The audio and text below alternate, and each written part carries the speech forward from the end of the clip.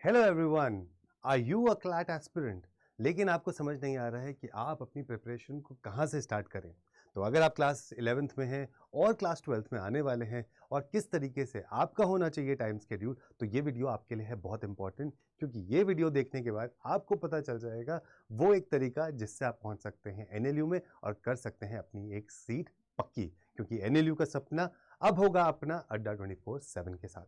तो ये एक बहुत बड़ा क्वेश्चन आता है कि भाई क्लास 11th में हूं तो मुझे अपनी प्रिपरेशन क्लैट की अभी 11 से स्टार्ट कर देनी चाहिए या फिर मैं क्लास 12th में करूं। और क्लास 12th वाले बच्चों के दिमाग में ये क्वेश्चन आता है कि अब ये तो हमारी बोर्ड क्लास है, तो क्या अभी मुझे क्लैट पे ध्यान देना पड़ेगा क्यों, या फिर मुझे अभी अपने बोर्ड पे ध्यान यहां पर देना चाहिए। तो यहां पर आपको जो सबसे पहली चीज समझने वाली है वो क्या है, वो ये है कि जब आप क्लैट के पेपर का एग्जाम देखते हो तो ये पेपर एक तो हो जाता है आपका दिसंबर में, जैसे अभी इन्होंने दिसंबर 2023 में क्लैट 2024 लिया, तो इसी तरीके से जो क्लैट 2025 होगा वो दिसंबर 2024 में हो जाएगा।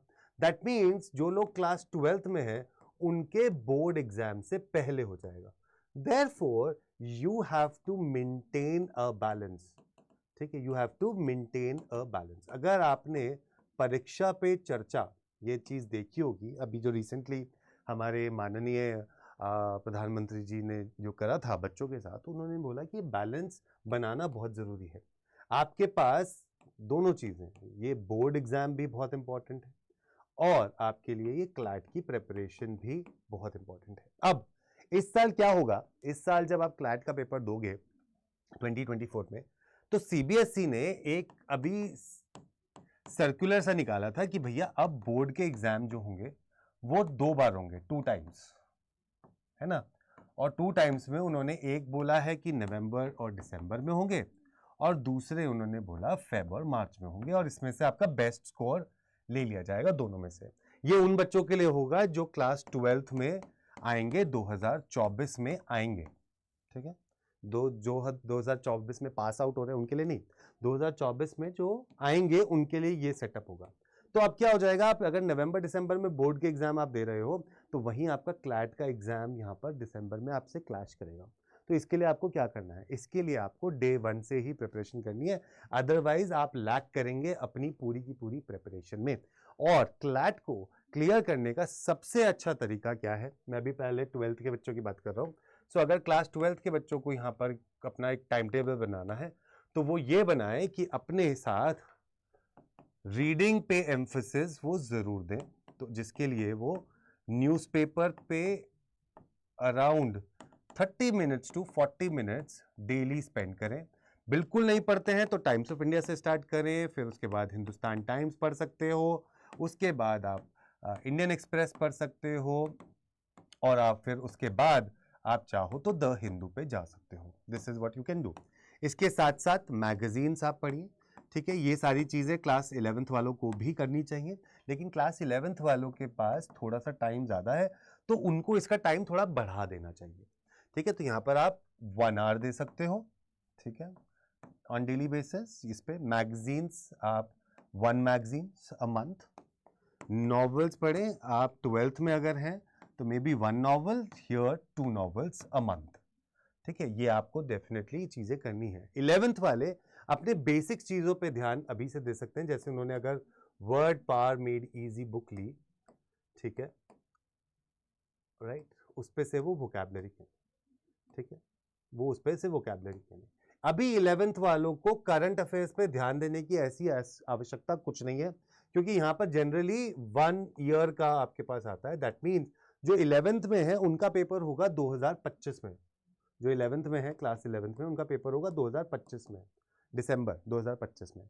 तो आपके पास जो आएंगे वो आएंगे 2024 मान लो, चलो 2024 दिसंबर से लेके नवंबर 2025 तक। तो इसलिए करंट अफेयर्स पे इतना अभी आपको तवज्जो देने की जरूरत नहीं है। आप इन चीजों पे ध्यान, अगर आप 11वीं में है तो आप ये दे सकते हैं और आप इस पे आगे चल सकते हैं। ठीक है जी, तो वोकैबलरी पे ध्यान दें, रीडिंग पे दें, कम से कम 2 पैसेज, मैं तो कहूंगा 4 पैसेज करें, 4 passage of reading comprehension and critical reasoning. आप अभी चीजों पे जिस पे ध्यान दें वो है लीगल रीजनिंग पे। इस लीगल रीजनिंग में आप लीगल मैक्सिम्स को याद करें, ठीक है, मेजर कुछ लॉ चेंजेस हुए हैं, क्योंकि क्लास 11th के बेसिस पे अगर हम देखें तो अगर बहुत सारे लॉज अभी चेंज हुए भी हैं और होने भी वाले हैं, वन नेशन वन लॉ, ऐसे बहुत सारे चीजें हैं ना जो आ सकती हैं, यूनिवर्सल सिविल कोड जो है, आईपीसी, ये बहुत सारी चीजें हैं जो चेंज है। अगर ये चेंज हो गया तो क्लैट में भाई साहब ये लॉ में एक बहुत बड़ा रेवलेशन लेके आएगा, चेंज हो जाएगा। Similarly for class 12 also. तो इसलिए आपको लीगल पे थोड़ा सा ध्यान यहाँ पर देना है कि मेजर लीगल चेंजेस कौन से हुए हैं, मेजर लॉ में कौन से चेंजेस आए हैं, ये सारी चीजें आप यहाँ पर से अभी करना शुरू कर सकते हो। क्लास 11th और क्लास 12th वाले अपनी मैथ पे भी ध्यान दें। Chapters like averages, chapters like percentage, chapters like ratio proportion, ठीक है, time speed distance, time work, ये सारे चैप्टर्स आप ध्यान से करें क्योंकि this will really help you out through out your preparation for CLAT 2025। तो आपको बहुत स्ट्रेटेजिकली अगर आप चलोगे ना तो इतना कुछ ह्यू एंड क्राई नहीं है, क्योंकि you are aiming for the best, you are aiming for NLU भाई। तो अगर एनएलयू के लिए कर रहे हो तो ये थोड़ा सा ध्यान करके चलोगे ना तो चीजें खुद देखोगे कि it is working for you and in your favour. तो ये चीजें आपको थोड़ी सी ध्यान देके चलनी है क्लास 11th एंड 12th वालों के लिए। भाई 12th वाले अभी आएंगे 2024 के अप्रैल में, भाई तुम 12th में आ जाओगे, और 2024 के ही अप्रैल में जो बच्चे 11th में आएंगे तो आपको ये क्वेश्चन एक बहुत हॉन्ट करता है, बहुत कोई लोग पूछेगा भी आपसे, अब क्या कर रहे हो, आगे का क्या सोचा है and all that particular thing. तो भैया वो चीज़ आपको, अगर आपने लॉ का सोच लिया है तो इस चीज़ को थोड़ा सा ध्यान से अगर आप फॉलो कर लोगे। क्यों हम मेडिकल वालों को देखते हैं या उस बाकी देखते हैं कि वो स्टार्टिंग कर देते हैं। अब लॉ में आप खुद देख रहे हो एनएलयू में कि science students they are increasing, the number of science students getting into NLUs, it is increasing every year. तो ये चीज़ों पे थोड़ा सा ध्यान दो। और साइंस वालों में थोड़ा रीडिंग की तो प्रॉब्लम होती है। Everybody who gets into NLU उसको पता होना चाहिए कि रीडिंग एक बहुत इंपॉर्टेंट प्ले करती है रोल, तो इंग्लिश इज अ मस्ट। अब क्लैट का एटलीस्ट मैं अभी के लिए अगर बात करूं 2024 में पैटर्न चेंज हुआ था, तो पैटर्न चेंज हुआ तो पैटर्न में अब आपके पास 2 घंटे में 120 क्वेश्चन आते हैं, पहले 150 आते थे, है ना। अब ये 200 में से 120 क्वेश्चन आते हैं। अब 120 क्वेश्चन में आपके पास 80 क्वेश्चंस रीडिंग बेस्ड ही हैं। तो भाई इंग्लिश का सेक्शन, क्रिटिकल रीजनिंग का सेक्शन और लीगल का सेक्शन तो ब्रॉडली आपके पास यही आता है, which is like it's good amount of paper.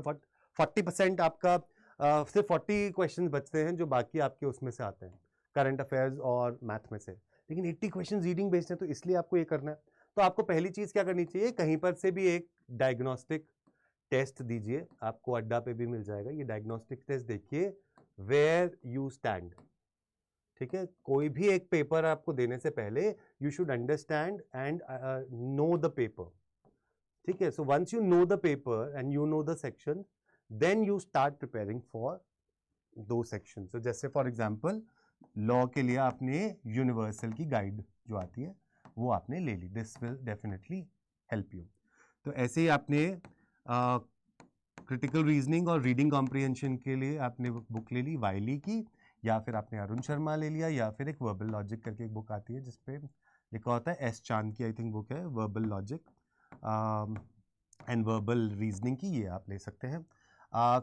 Quant के लिए आप RS अग्रवाल को रेफर कर सकते हैं, ठीक है। ये आप बुक अभी से ले लीजिए सारी, this will definitely help you out, ठीक है। And then of course newspaper तो है ही, उसके साथ साथ हमारा चैनल है, इसको फॉलो करते रहिए। ये सारी चीज़ें आपको हम वहाँ पर भी करवाएंगे। और उसके साथ साथ ही जो लोग 12th में हैं वो लोग अड्डा 24/7 की क्लैट की बुक भी है, ये भी आप ले सकते हो। This will really boost your preparation, ठीक है। तो ये सारी चीज़ें आप कर सकते हो। तो ये अगर आप करते हो तो trust me, things will be good. इसके बाद प्रोक्रेस्टिनेशन नहीं करना है, कंसंट्रेशन लेवल आपको बढ़ाना है। तो लिख कर आप चीज़ें करिए, अंडरलाइन करके चीज़ों को याद करोगे तो बहुत ज़्यादा दिनों तक याद रहती हैं। ऐसा चीज़ें आप करें तो आपको बहुत फायदा होगा। तो ये सारी चीज़ें अगर आप करते हैं तो आपके लिए जो चिंता है ना क्लास 10th 12th में 11th में कैसे प्रिपरेशन करनी है, क्या करनी है, वो सब चीज़ें चली जाएंगी। बस ये थोड़ा सा चीज़ें जो मैंने आपको बताया ये रेगुलरली कर लो। ये एक सोर्स मटेरियल है, इसको फॉलो कर लो। टेस्ट जो है, सेक्शनल टेस्ट, टेस्ट सीरीज बाकायदा देते रहो हर एक दिन पर। ये आपको डेफिनेटली आपको हेल्प करके आपको पहुंचा देगा आपके ड्रीम कॉलेज में, that is one of the NLU. उसके साथ साथ ही अगर आप अड्डा 24/7 पे जाते हो तो यहाँ पर देखिए आपके लिए क्लैट के लिए हमारे पास महापैक भी है और क्लैट 2025 का विजनरी बैच भी है। महापैक में क्या फ़र्क होता है? महापैक में आपको एक्सेस मिल जाता है सारे बैचेस का। हम जितने बैचेस शुरू करेंगे वो सारे बैचेस का एक्सेस आपके पास होगा और उसमें आपको बार बार रिविजन मिल जाता है, मेंटोरशिप मिल जाती है, सब कुछ मिल जाता है। ये आप बैच इसलिए ले सकते हो और अभी मंथ एंड सेल चल रही है तो इसमें आपको 80% का डिस्काउंट भी यहाँ पर मिल रहा है। ऐप के थ्रू लोगे तो आपको 81% मिल जाएगा। तो अगर आप ये लॉ का महापैक लेते हो जो कि अभी आपको 16,280 रुपये का दिख रहा है, लेकिन अगर आप Y713 लगाते हो और अप्लाई कर देते हो तो ये 14,800 रुपये का आपको ये बैच यहाँ पर मिल जाएगा।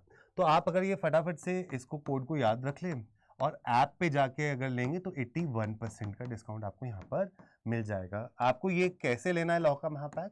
मुझे आप डायरेक्टली कॉल करिए, all the law aspirants, all right? I'll just take 30 seconds to tell you about myself also. So I have been into this industry for quite some time and काफ़ी सारे बच्चे NLUs में जाके पढ़े हैं। मैं खुद Shri Ram college of commerce Delhi university से पढ़ा हूँ और आपको पूरा इंग्लिश और क्रिटिकल रीजनिंग पढ़ाऊंगा। इसमें आपको पूरा एक जर्नी रोड मैप कैसे आप वहाँ तक पहुँचे और किस तरीके से आपको हर एक दिन को यूटिलाइज करना है सो दैट आपकी ये जर्नी NLU तक की हो जाए बहुत सुहानी। तो जुड़े रहिएगा मेरे साथ। ये बैच है और विजनरी बैच है, दोनों में से कुछ भी आप ले सकते हैं और जानकारी के लिए इस नंबर पे आप मुझे कॉल कर सकते हैं about your preparation. Alright, take care everybody and have a great journey. See you at one of the NLUs. Take care. Bye-bye.